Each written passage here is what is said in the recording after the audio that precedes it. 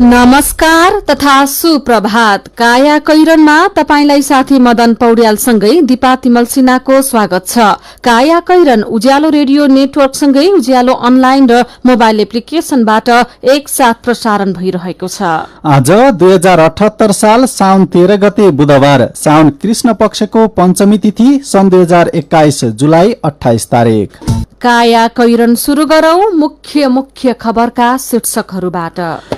नेपालमा कोरोनाको डेल्टा सहित थप 3 भेरिएन्टको चुनौती, स्वास्थ्य मापदण्ड पालनामा गम्भीर हुन विज्ञको सुझाव, संक्रमण निको भएका बालबालिकामा जटिल समस्या देखिँदै, फेलियर भएका संकेतहरू देखिने र विशेष गरी 50% भन्दा यस्तो एमआइएससी भएका बच्चाहरूमा हृदय गति तेज हुने र मुटुको फेलियर आउन सक्छन्। मन्त्रीमण्डल विस्तारलाई पूर्णता दिन गठबन्धनको तयारी शुरू, कांग्रेस माओवादी केन्द्र र जसपा भित्र मन्त्री बन्न हानथाप। राष्ट्रपति भण्डारीद्वारा लुम्बिनी प्रदेश प्रमुखमा शेरचन र गण्डकीमा गुरुङ नियुक्त, राष्ट्रिय योजना आयोगको उपाध्यक्षमा डाक्टर विश्व पौडेल। टर्कीमा आप्रवासी खोज्ने अभियान, 700 भन्दा धेरै आप्रवासी पक्राउ। र टोकियो ओलम्पिकमा एलेक्सको नयाँ राष्ट्रिय कीर्तिमान, गौरीका सिंहले आज प्रतिस्पर्धा गर्दै। काया कैरनमा अब खबरको सिलसिला। स्वास्थ्य तथा जनसंख्या मन्त्रालयले कोरोना भाइरसको डेल्टा भेरिएन्ट सहित थप 3 भेरिएन्टको चुनौती थपिएको भन्दै संक्रमण रोकथाम तथा नियन्त्रणमा संवेदनशील हुन सबैमा आग्रह गरेको छ। राष्ट्रिय जनस्वास्थ्य प्रयोगशालाले संकलन गरेको 47 जनाको नमूनाको विश्व स्वास्थ्य संगठनले प्रमाणित गरेको नयाँ दिल्लीमा रहेको प्रयोगशालामा परीक्षण गर्दा 3 जनामा डेल्टा भेरिएन्ट पुष्टि भएको तथा अल्फा भेरिएन्ट, डेल्टा भेरिएन्ट र कप्पा भेरिएन्टका उत्परिवर्तन भेटिएको जानकारी दिँदै स्वास्थ्य मन्त्रालयले जनस्वास्थ्यका मापदण्ड पालना गर्न र सम्भावित तेस्रो लहरको तयारीमा जुट्न स्वास्थ्य सेवा प्रदायक निकाय र स्वास्थ्य कर्मीमा अनुरोध गरेको छ। यसैबीच कोविडको महामारीबाट जोगिन सरकारले लागू गरेका जनस्वास्थ्यका मापदण्ड गम्भीर रूपमा पालना गर्न विज्ञले सुझाव दिएका छन्। उनीहरूले कोरोना भाइरसको रोकथाम र नियन्त्रणमा हेलचक्राई गरे 1 महिनामा नै संक्रमणको तेस्रो लहर आउन सक्ने चेतावनी दिएका छन्। जनस्वास्थ्यका विज्ञले अहिले स्वास्थ्य मापदण्ड लागू नहुँदा संक्रमण बढ़िरहेकाले तेस्रो लहर आउन सक्ने चेतावनी दिएका हुन्। शुक्रराज ट्रपिकल तथा सरारोग अस्पतालका पूर्व निर्देशक डाक्टर सागर राज भण्डारीले जनस्वास्थ्यका मापदण्ड लागू गर्न हेलचक्राई गरिरहेकाले संक्रमणको तेस्रो लहर 1 महिनाभित्र आउन सक्ने बताउनुभयो। नेपालमा पछिल्ला दिन संक्रमण दर बढ़िरहेको छ। गएको सोमबार मात्र आइतबार भन्दा 1184 जनामा संक्रमण बढ़ी देखिएको थियो। सोमबार नेपालमा 3421 र आइतबार 2237 जनामा संक्रमण देखेको जनस्वास्थ्यविद डाक्टर राज भण्डारीले कोरोना भाइरस अझ केही वर्ष रहन सक्ने भएकाले मानिसले आफ्नो व्यवहार परिवर्तन गरी कोरोनासँग लड्दै जिउनुपर्ने बताउनु भएको छ। त्यसैगरी अर्का जनस्वास्थ्यविद डाक्टर वासुदेव पाण्डेले भारतको खुला सीमाका कारणले संक्रमण नेपालमा फेरि बढ़िरहेको बताउनु भयो। उहाँले जनस्वास्थ्यका मापदण्ड पालु गरेर मात्र संक्रमणलाई नियन्त्रण गर्न सकिने बताउनु भएको छ। त्यसैगरी अर्का जनस्वास्थ्यविद डाक्टर सुन्दरमणि दीक्षितले तेस्रो लहरको जोखिम भएकाले सरकारले संक्रमण रोकथाम र नियन्त्रणका लागि सबै अस्पताललाई तयारी अवस्थामा राख्नुपर्नेमा जोड़ दिनु भएको छ। कोरोना विरुद्धको खोपले सबैभन्दा तीव्र गतिमा फैलिने डेल्टा भेरिएन्टबाट हुने मृत्युबाट 79% सम्म बचाउन सक्ने एक अध्ययनले देखाएको छ। भारतको नेशनल इन्स्टिच्युट अफ भाइरोलोजी NIV को पछिल्लो अध्ययन अनुसार खोप लगाएका मध्ये संक्रमित 9.8% लाई मात्र अस्पताल भर्ना गर्नु पर्यो भने 0.4% को मात्र ज्यान गयो। छिमेकी देश भारतमा गरिएको यो अध्ययनले कोरोनाको संक्रमण र जटिलताबाट बच्न खोप नै एकमात्र विकल्प रहेको देखाउँछ। राष्ट्रिय क्षयरोग केन्द्रका वरिष्ठ छातीरोग विशेषज्ञ डाक्टर नवीन प्रकाश शाहले अब खोप कार्यक्रमलाई तीव्रता दिनुपर्नेमा जोड़ दिनुभयो। खोपमा सबैको सुनिश्चित गर्न सक्यौं भने नयाँ भेरिएन्ट आए पनि दोस्रो लहरको दाँजोमा अवस्था भयावह हुँदैन, उहाँले भन्नुभयो। यसैबीच कोरोना भाइरसको संक्रमणपछि बालबालिकामा गम्भीर खालको स्वास्थ्य समस्या देखिने गरेको पाइएको छ। डाक्टरका अनुसार यसलाई इम्युन प्रतिक्रियात्मक रोग भन्ने गरिएको छ। यो रोग जुनसुकै कोविड सम्पर्कमा आएका बालबालिका र किशोर किशोरीमा देखिन सक्ने भए पनि 5 देखि 15 वर्ष उमेर समूहमा धेरै देखिएको छ। कोरोनाको लक्षण देखिएका या नदेखिएका बालबालिकामा कोरोना भइसकेपछि केही हप्ताभित्र यस्तो खालको समस्या देखिन सक्छ। बिराले देखिने रोग भए पनि कोरोनाको तुलनामा घातक हुने भएकाले यसबारे सचेत हुन डाक्टरले आग्रह गर्दै आएका छन्। साथी जानुका दुवाडीले बाल प्रतिरक्षात्मक विशेषज्ञ डाक्टर धर्मागत भट्टराईलाई यो कस्तो खालको समस्या हो भनेर सोध्नु भएको छ। एमआइएससी चाहिँ के हो भने त्यो कोभिड लागेको बेलामा भन्दा पनि त्यो कोभिडको फेज जुन भाइरल फेज हुन्छ त्योभन्दा क्रस गरिसकेपछि चाहे त्यो लक्षण विहीन थियो या लक्षणसित थियो या सिरियस थियो या गम्भीर थियो, जेसुकै भए पनि त्यसमा कोभिडको संक्रमणको कुनै प्रमाण भएको कुनै पनि बालबालिका र किशोर किशोरी विश्व स्वास्थ्य संगठनले 19 वर्षको कट अफ लिएको छ र कुनै गाइडलाइनले 21 वर्षसम्मको कट अफ लिएका छन्। ती उमेर समूहमा चाहिँ इम्युन प्रतिक्रियात्मक लक्षणहरू देखिन्छन्। त्यसमा हुने कुरा के हो भने ज्वरो पक्का आउँछ, ज्वरो बाहेक 2 वा 2 भन्दा बढी सिस्टमका लक्षणहरू देखिन्छन्। तिनीहरूमा जस्तै हामीले सामान्य रूपमा देखिने लक्षणहरू भनेको आँखा, जिब्रो, ओठ रातो हुने, शरीरका विभिन्न भागहरू सुन्निने, हात खुट्टा सुन्निने, श्वास प्रश्वासमा समस्या हुने, सेचुरेसन घट्ने, अक्सिजनको जरुरत पर्न सक्ने, पखाला लाग्ने, पेट दुख्ने र निर्गौला फेलियर भएका संकेतहरू देखिने र विशेष गरी 50% भन्दा यस्तो एमआइएससी भएका बच्चाहरूमा हृदय गति तेज हुने र मुटुको फेलियर हामीले मुटुले काम गर्नलाई अप्ठ्यारो हुने कन्डिसनहरू आउन सक्छन्। नेपालमा त्यस्तो समस्या भएका बालबालिकाहरू कतिको मात्रामा भेटिएका छन्? हजुर, नेपालमा एउटा कुरा त यहाँ रिपोर्टिङको प्रावधान नै एकदमै पेचिलो छैन। त्यसकारण अहिलेसम्मको डाटा स्वास्थ्य मन्त्रालयले प्रकाशित गरेकोमा 80 जना एमआइएससी भएको र तीमध्ये 4 जनाको मृत्यु भएको प्रकाशित गरेको छ। हामीले राम्रोसँग डाटा राख्ने देशहरू जस्तो अमेरिकाको कुरा गर्यौं भने 4018 जना प्रकाशित एमआइएससी का बिरामीहरू मध्ये 36 जनाको डेथ भएको देखिएको छ। भनेको यो कोरोना लाग्दा भन्दा पनि कोरोना पछि एमआइएससी भइसकेपछि चाहिँ बढी जटिलता हुने भयो। धेरै जसो कोभिड लागेका बालबालिकाहरू 60 देखि 80% त लक्षणविहीन हुन्छन्। हामीलाई थाहै हुँदैन, उनको हामी पीसीआर पनि गराउँदैनौँ किनभने तिनीहरूलाई लक्षणै हुँदैन। र बाँकी रहेका 15-20% सामान्य लक्षण आउने हुन्छन् र 5% भन्दा कम बालबालिकाहरूलाई मात्रै डाक्टरको कन्सल्टेसन अनि हस्पिटलाइजेसन र अति कम बालबालिकाहरूलाई मात्रै गम्भीर मोनिटरिङको जरुरत पर्ने हुन्छ कोभिडबाट। तर कोरोना लागेको कति समयसम्म यो देखिने सम्भावना हुन्छ? 6 to 8 weeks भनेर लेखिएको छ। तर एउटा दुईटा केस रिपोर्ट फाटाफुट्टा यस्तो पनि देखिएको छ कि 10 हप्ता 12 हप्ता पछिसम्म पनि कोभिडको इन्फेक्सनको संकेत, त्यसलाई हामी 4 भागमा बाँड्छौँ। या त पीसीआर पोजिटिभ, किनभने पीसीआर 14 दिनमा नेगेटिभ आउँछ भन्ने छैन, पछि पनि पोजिटिभ आइरहन सक्छ। कोरोना लागिसकेपछि बालबालिकाहरूलाई एमआइएससी नहोस् भन्नको लागि पहिले सावधानी अपनाउन सकिन्छ कि सकिँदैन, अथवा यसबाट कसरी बच्न सकिन्छ? यसलाई हामी प्राइमोर्डियल प्रिभेन्सन भन्छौँ इङ्ग्लिसमा। यो भनेको आधारभूत सावधानी मात्रै हो यसको उपाय भनेको। त्यो भनेको जबसम्म बच्चाको शरीरमा कोभिड भाइरस नै छिर्दैन त्यसपछि कोभिडको इम्युन प्रतिक्रिया आउने प्रश्नै रहँदैन। त्यसकारण हामीले बच्चालाई कोभिडको भाइरस छिर्नै दिनबाट बचायौँ भने मात्रै हामीले त्यसको फ्युचरमा हुन सक्ने 6-8 हप्तामा हुन सक्ने एमआइएससीबाट बचाउन सक्छौँ। यसलाई हामीले प्राइमोर्डियल प्रिभेन्सन भन्छौँ। उहाँ हुनुहुन्थ्यो बाल प्रतिरक्षात्मक विशेषज्ञ डाक्टर धर्मागत भट्टराई। कोरोना संक्रमणपछि बालबालिकामा देखिने स्वास्थ्य समस्याबारे कुराकानी गर्दै तपाई काया कैरन सुन्दै हुनुहुन्छ। काया कैरनमा खबरको सिलसिला बाँकी नै छ, सुन्दै गर्नुहोला। उज्यालो रेडियो नेटवर्कसँगै उज्यालो अनलाइन र मोबाइल एप्लिकेशनमा प्रसारण भइरहेको काया कैरनमा तपाईंलाई फेरि स्वागत छ। यतिन्जेल हामीले नेपालमा कोरोनाको डेल्टा सहित थप 3 भेरिएन्टको चुनौती, स्वास्थ्य मापदण्ड पालनामा गम्भीर हुन विज्ञको सुझाव, संक्रमण निको भएका बालबालिकामा जटिल समस्या देखिँदै लगायतका खबर प्रस्तुत गर्यौं।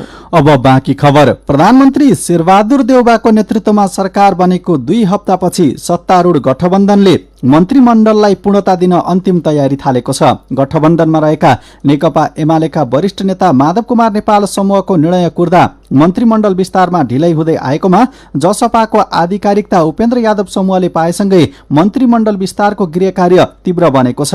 गठबन्धनमा आबद्ध दलहरूले नेपाल समूहलाई समावेश गरेर मन्त्रीमण्डललाई पूर्णता दिन जोड गरिरहे पनि नेपाल समूहले अझै कुनै निर्णय दिन सकेको छैन।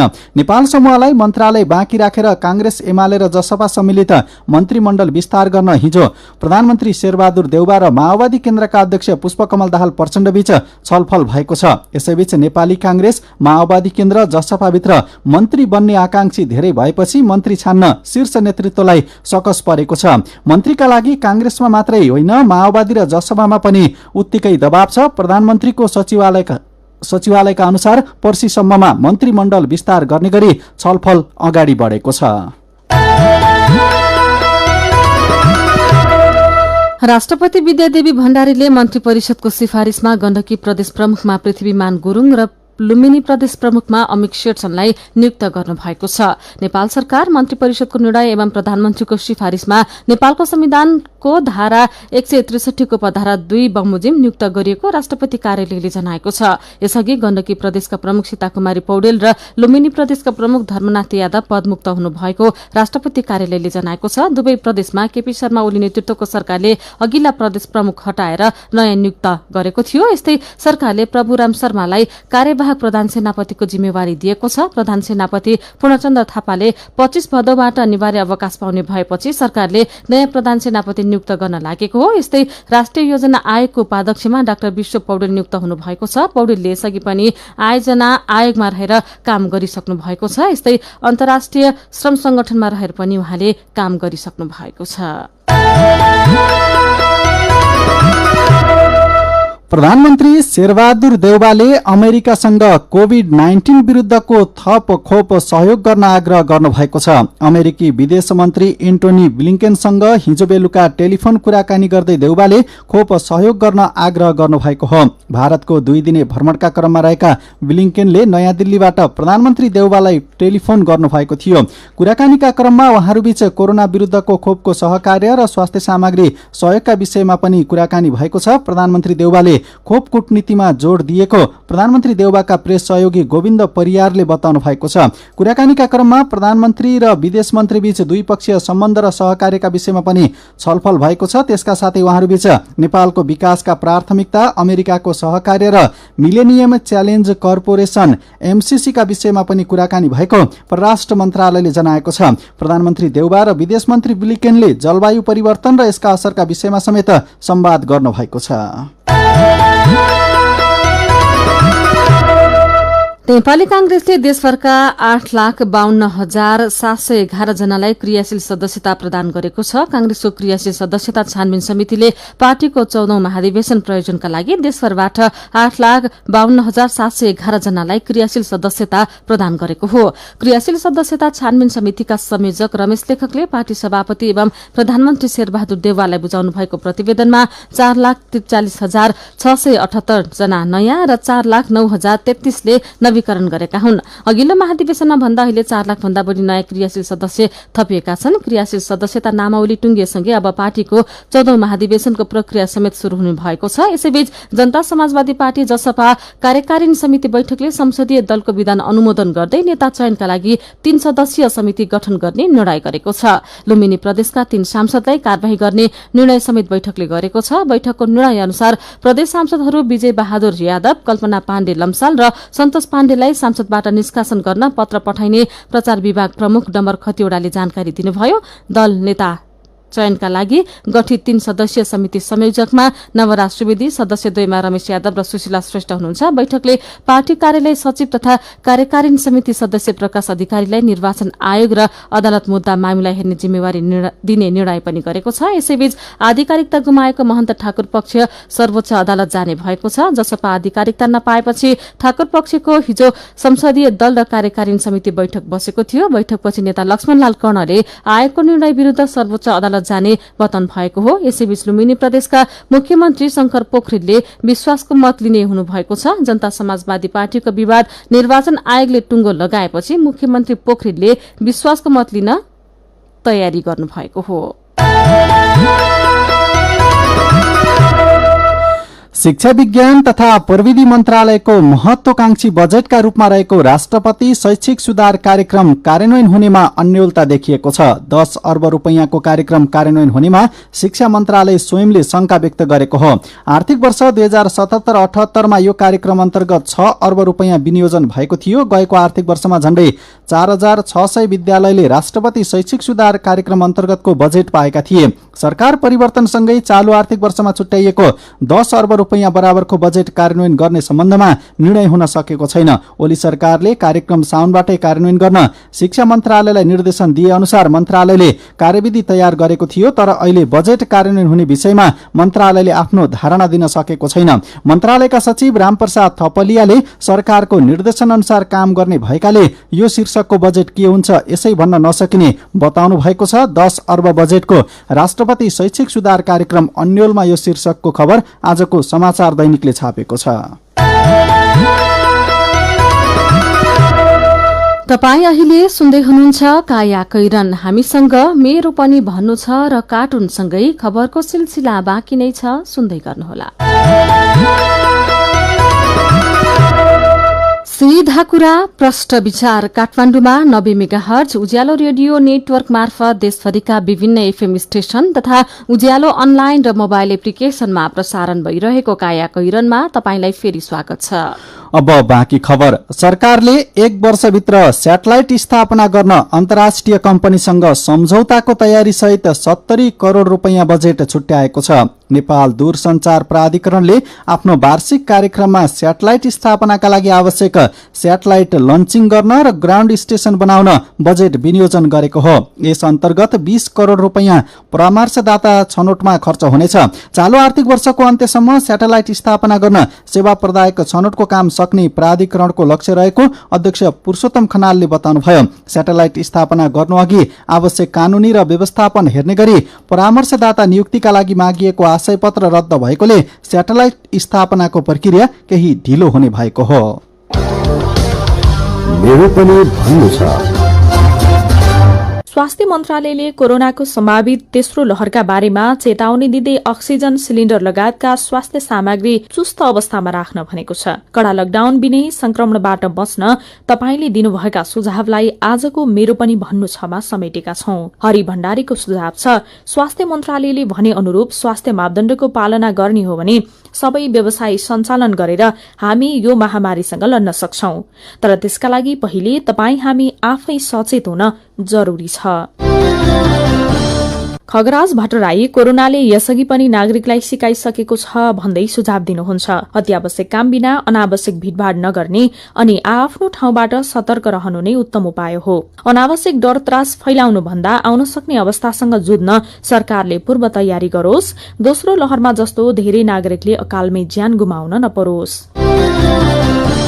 प्रकाश चन्द्र सुवेदी स्वास्थ्य मापदण्डको पूर्ण पालना गर्दै प्रत्येक नागरिकलाई खोपको सुनिश्चित गर्नुपर्छ भन्ने सुझाव दिनुहुन्छ। राहुल कठरिया लेख्नुहुन्छ, कोरोनाबाट बच्न अपनाउनु पर्ने सावधानी सबैले अपनाएको पाइँदैन। निषेधाज्ञा खुकुलो भएसँगै मानिसहरूको चहल पहल बढ्दो छ। सरकारको पूर्व तयारी पनि छैन। स्वास्थ्य सुरक्षाको मापदण्ड कडाईका साथ पालना गराई सबैलाई खोपको व्यवस्था गर्नुपर्छ अनि निषेधाज्ञाको विकल्प खोज्न जरुरी छ। अनि गोविन्द गैरे कोरोना नियन्त्रणमा सरकारको निर्भरतामा मात्रै सबै थोक सम्भव हुन्छ भन्ने मानसिकता नागरिकले पनि बदल्नुपर्छ भन्नुहुन्छ। हरेक नागरिकलाई जिम्मेवार बन्दै स्वास्थ्य मापदण्ड पालना गर्न उहाँको सुझाव छ। विचारका लागि तपाईलाई धन्यवाद। मेरो पनि भन्नु छ। मेरो पनि भन्नु छ प्रस्तुत गर्दै हुनुहुन्थ्यो साथी राधा ढुङ्गाना। काया कैरनमा अब विदेशका खबर। टर्कीमा 700 भन्दा धेरै आप्रवासी पक्राउ परेका छन्। टर्कीको सबैभन्दा ठूलो शहर इस्तानबुलबाट 709 जना अवैध आप्रवासी पक्राउ परेका हुन्। टर्कीमा प्रहरीले आप्रवासीलाई खोज्न अभियान नै चलाएको छ। जुलाई 15 तारिकदेखि शुरू भएको अभियानको 10 दिनमै इस्तानबुल र वरपरका 11 जिल्लाबाट उनीहरू पक्राउ परेका इस्तानबुल प्रहरीले जनाएको छ। पक्राउ परेकाहरू अवैध रूपमा लुकेर बसिरहेका आप्रवासी हुन्। पक्राउ पर्नेहरूमध्ये धेरैजसो अफगानिस्तानका नागरिक रहेका प्रहरीलाई उद्धृत गर्दै चिनिया समाचार संस्था सिन्ह्वाले जनाएको छ। अफगानिस्तानमा हिंसाका घटना बढेसँगै शरणार्थीका रूपमा टर्की छिर्नेको संख्या बढ्दै गएको खबरमा उल्लेख गरिएको छ। अब खेल खबर। टोकियो ओलम्पिकमा नेपालकी पौडी खेलाडी गौरिका सिंहले आज प्रतिस्पर्धा गर्दैछन्। गौरिकाले महिलाको 100 मिटर फ्री स्टाइलमा प्रतिस्पर्धा गर्नेछन्। गौरिकाको खेल नेपाली समय अनुसार दिउँसो 4:15 बजे शुरू हुनेछ। गौरिका हिट 1 मा रहेकी छन्। यस हिटमा नेपाल सहित नाइजेरिया, मोन्टेनेग्रो र गुआमका खेलाडी रहेका छन्। सिंह 13औं दक्षिण एसियाली खेलकुद साकी स्वर्ण विजेता हुन्। टोकियो ओलम्पिकमा पौडीबाट सहभागी नेपालका एलेक्जेन्डर शाह एलेक्सले पुरुषको 100 मिटर फ्री स्टाइलमा राष्ट्रिय कीर्तिमान बनाएका छन्, तर उनी हिट चरणबाटै बाहिरिएका छन्। 5औं दिनका खेल सकिँदा आयोजक जापानले अग्रता कायमी राखेको छ। अमेरिका र चीनलाई उछिन्दै जापान 10 स्वर्ण पदक सहित तालिकाको शीर्ष स्थानमा छ। अब केही खबर संक्षेपमा। तत्कालीन जिल्ला विकास समिति मकवानपुरको जीर्ण भवनमा रहेको बागमती प्रदेश लेखा नियन्त्रक कार्यालय हेटौँडा वर्षायाम शुरू भएसँगै पानी रसाएपछि भाडाको घरमा सरेको छ। यो भवनमै रहेको नीति तथा योजना आयोग पनि अहिले अन्त सर्ने सुरसारमा छ, तर भाडाको घर नपाउँदा दैनिक कार्य सञ्चालनमा समस्या भोगिरहेको छ। प्रदेशका कार्यालय अझै भाडाका घरमा। 1.5 वर्ष यता पार्टीको अन्तर्संघर्षका कारण कुर्सी जोगाउनै सरकार व्यस्त हुँदा प्रादेशिक संरचना बन्न ढिलाइ भएको छ। संघीय मामिला तथा सामान्य प्रशासन मन्त्रालयले कर्मचारीलाई जिम्मेवार जवाबदेही बनाउने उद्देश्यले कर्मचारीको कार्य सम्पादन मूल्याङ्कन गर्ने व्यवस्था मिलाउन देशभरका पालिकालाई पत्राचार गरेको छ। मन्त्रालयको आन्तरिक व्यवस्था शाखाले सचिव स्तरीय निर्णय अनुसार पत्राचार गरेको शाखाका अधिकृत वसन्त भट्टराईले जानकारी दिनुभयो। कोरोना संक्रमण बढेसँगै निषेधाज्ञा लागेपछि चितवन राष्ट्रिय निकुञ्ज वरपरका मध्यवर्ती सामुदायिक वनमा मध्य वैशाखदेखि बन्द भएको जंगल सफारी लगायतका पर्यटकीय गतिविधि फेरि शुरू भएको छ। पर्यटकहरू वन्यजन्तु हेर्न हात्ती सफारी र जीप सफारी गर्छन्। खोलाहरूमा डुङ्गा चढ्ने गर्छन्। निकुञ्जभित्र भने तत्काल पर्यटकीय कार्यक्रमहरू शुरू हुन सकेको छैन। सामुदायिक वनमा सफारी शुरू भएको छ। चितवनको बागमारा मध्यवर्ती सामुदायिक वनमा हात्ती सफारी हुँदै गरेको तस्बिर सहित यो खबर आजको कान्तिपुर दैनिकले छापेको छ। सेती नदी, सेती खोज, डेभिड फल्स र फेवाताल 35 देखि 40 वर्षसम्मका लागि निजी कम्पनीलाई भाडामा दिने तयारीको नागरिक समाज, संरक्षणसँग सम्बन्धित संघ संस्था र राजनैतिक दलले विरोध गरेका छन्। सम्पदा सुम्पने बदनियत भन्दै विरोध हुन थालेपछि अख्तियार दुरूपयोग अनुसन्धान आयोगले पनि सम्बन्ध आयोजनाका प्रक्रियामाथि छानबिन थालेको छ। पोखरा उपत्यकाको जैविक विविधतामै प्रतिकूल असर पार्ने काम महानगरलाई गर्न नदिन 5 दलले गण्डकी प्रदेशका मुख्यमन्त्री कृष्णचन्द्र नेपाली पोखरेललाई ध्यानाकर्षण पत्र समेत बुझाएका छन्। काया कैरनमा अब पालो उखानको। पानीलाई बाङ्गो न नाङ्गो। उज्यालो रेडियो नेटवर्कबाट प्रसारण भइरहेको काया कैरन सक्नु अघि मुख्य खबर फेरि एकपटक। नेपालमा कोरोनाको डेल्टा सहित थप 3 भेरिएन्टको चुनौती। स्वास्थ्य मापदण्ड पालनामा गम्भीर हुन विज्ञको सुझाव। संक्रमण निको भएका बालबालिकामा जटिल समस्या देखिँदै। मन्त्रीमण्डल विस्तारलाई पूर्णता दिन गठबन्धनको तयारी शुरू। कांग्रेस माओवादी केन्द्र र जसपाभित्र मन्त्री बन्न हानथाप। राष्ट्रपति भण्डारीद्वारा लुम्बिनी प्रदेश प्रमुखमा शेरचन र गण्डकीमा गुरुङ नियुक्त। राष्ट्रिय योजना आयोगको उपाध्यक्षमा डाक्टर विश्व पौडेल। टर्कीमा आप्रवासी खोज्न अभियान शुरू। 700 भन्दा धेरै आप्रवासी पक्राउ। र टोकियो ओलम्पिकमा एलेक्सको नयाँ राष्ट्रिय कीर्तिमान। गौरिका सिंहले आज प्रतिस्पर्धा गर्दै। अब कार्टुन। आज हामीले कुरी शीर्षकमा उत्तम नेपालले बनाउनु भएको कार्टुन लिएका छौं। कार्टुनले पद र पावरका लागि नेपाली राजनीतिमा भइरहेको लुच्छा चुरीलाई व्यङ्ग्य गरेको छ। कार्टुनमा 2 जना व्यक्ति छन्। एकजनालाई बेसरी खोकी लागेको छ। उनी ख्वाङ गर्दै खोकिरहेका छन् अनि उनले यसरी खोकेको देखेपछि सँगै बसेका साथीले घिन मानिरहेका छन्। साथीले यसरी घिन मानेको देखेपछि उनी भन्दैछन्, यति खोक्या नि के घिन मान्नु, यो भन्दा घिन लाग्दो त हाम्रो राजनीति छ। आजको काया कैरन सकिएको छ। काया कैरनबाट प्राविधिक साथी प्रवीण श्रेष्ठसँगै हामी पनि बिदा माग्छौं। काया कैरन सुन्नुभएकोमा तपाईंलाई धन्यवाद। उज्यालो मोबाइल र अनलाइनमा प्रसारण भइरहेका रेडियो र अनलाइनका सामग्री भाइबरमा पनि उपलब्ध छन्। कोरोनाको संक्रमणबाट बच्न सकेसम्म घरभित्रै बसौं। काम विशेषले घर बाहिर निस्कनु परेमा मास्क लगाउन नबिर्सौं। नमस्कार।